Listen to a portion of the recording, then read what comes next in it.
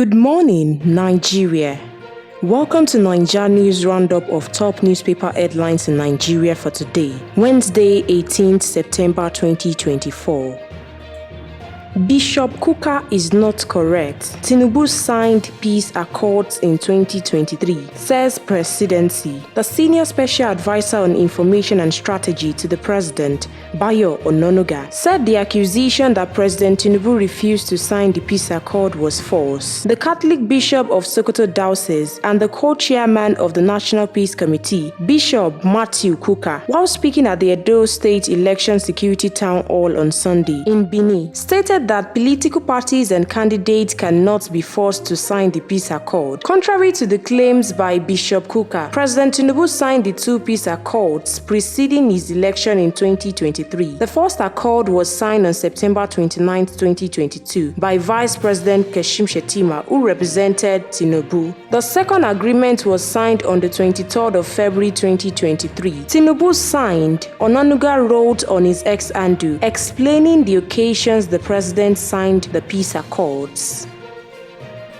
It's all lies. Tinubu has not asked Cardoso to resign as CBN governor, says Ononuga. The presidency has denied a report that claimed President Bola Tinubu asked the governor of the Central Bank of Nigeria, CBN, Yemi Cardoso, to resign. The special advisor to President Tinubu on information and strategy, Bayo Ononuga, issued the denial on Tuesday in a post via his account on the X platform. It's all lies. President Tinubu has not asked Yemi Cardoso to resign, he wrote. The denial is a direct reply to a report by an online medium, not NaijaNews, which claimed the president asked Cardoso to resign as the CBN governor following his inability to stop the poor performance of the economy, including the Naira's poor performance.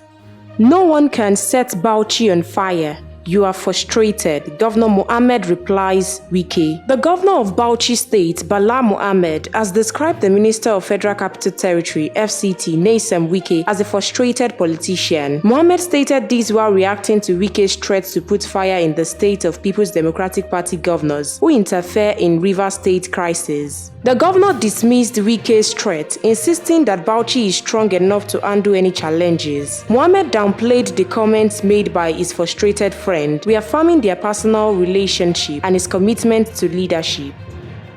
The decision of the NNPC to fix price of petrol from Dangote Refinery is a violent contradiction of the law, says Falana. Human rights lawyer Femi Falana-san, in a statement on Tuesday, said the action of the NNPC is a gross violation of the Petroleum Industry Act, PIA. According to him, it is illegal for the NNPCL to determine the price of petrol in the country after the government has deregulated the sector and announced that market forces would be responsible for the determination of fuel prices in the country. Falana also urged that the 950 naira minimum price per litre set by NNPCL for petrol from Dangote Refinery is not justifiable, and it is an act of sabotage for the national oil company to sell petrol from the refinery at prices higher than the imported ones. He called on the Federal Competition and Consumer Protection Commission, FCCPC, to check the monopolistic tendencies of the NNPC.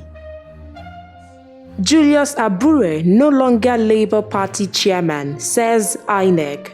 The Independent National Electoral Commission, INEC, has announced that it no longer recognizes Julius Abur as the national chairman of the Labour Party, LP, labeling his continued claim to the position as illegal and unconstitutional. The position was made clear in a counter affidavit submitted by Yuba Mohammed, an executive officer in INEC's Litigation and Prosecution Department, in response to a legal suit filed by the Labour Party. INEC contended that it did not monitor or acknowledge the Labour Party's National Convention held in Anambra on the 27th of March 2024, where Abur claimed to have been re-elected as chairman. Tinubu signs bill for establishment of Arms Control Center. President Bola Tinubu has signed the bill for the establishment of the National Center for Control of Small Arms and Light Weapons. The National Security Advisor, NSA, Nuhu Ribadu, disclosed this while speaking at a workshop on gender mainstreaming in preventing the proliferation of small arms and light weapons in Nigeria and the West African sub-region on Tuesday in Abuja. According to Ribadu, the bill was a show of commitment by President Tinubu to curbing the proliferation of illegal arms. Lukhan urges Obasanjo, Babangida and Gusau to formulate strategies against APC for the 2027 elections. A former national vice chairman of the All Progressive Congress (APC) for the Northwest, Saliu Lukhan, has called on former President Olusegun Obasanjo and Ibrahim Babangida alongside with the retired General Aliu Gusau to devise innovative strategies aimed at displacing the APC from power in the 2027 elections. Lukhan emphasized that Nigeria is currently facing crisis, stating that the nation's democracy is in an intensive care unit (ICU). In a statement released on Tuesday in Abuja, Lukhan responded to media reports regarding a meeting held on Sunday in Mina, Niger State, involving the trio. He urged them to leverage their influence and experience to reinvigorate the country's democracy and create a more promising future for Nigerians.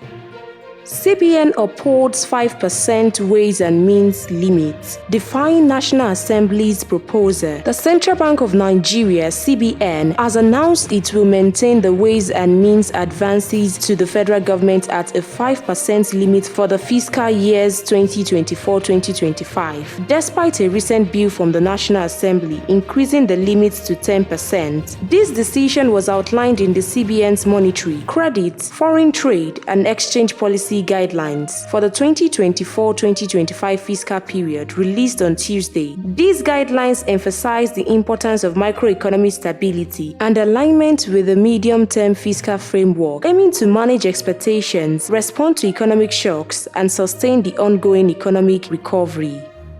Edo governorship. PDP withdraws threats to boycott Saturday's election. The People's Democratic Party (PDP) has withdrawn its threats to boycott Saturday's governorship election in Edo State. The Edo State Governor Godwin Obaseki and the state PDP's chairman Anthony Ezegbemi said the decision followed a review of commitments from the Nigerian Police Force and the Independent National Electoral Commission (INEC). The PDP reached the decision in a caucus meeting, the video of which was obtained by an African Independent Television (AIT) on Tuesday. The meeting had Governor Obaseki, Ezegbemi, and the party's governorship candidate Asue Ighodalo, among others, in attendance. Fuel subsidy removal could hinder external reserve growth, says CBN. The Central Bank of Nigeria, CBN, has warned that the removal of fuel subsidies, rising import costs, and increased external debt servicing could negatively impact the growth of the nation's external reserves in 2024-2025. This was outlined in the CBN's monetary, credit, foreign trade, and exchange policy guidelines for the fiscal years 2024-2025. However, the CBN anticipates a positive growth trajectory, bolstered by continued support for key sectors and effective implementation of reforms. That's the top Nigerian newspaper headlines for today. Read more Nigerian news stories on NaijaNews. See you again tomorrow.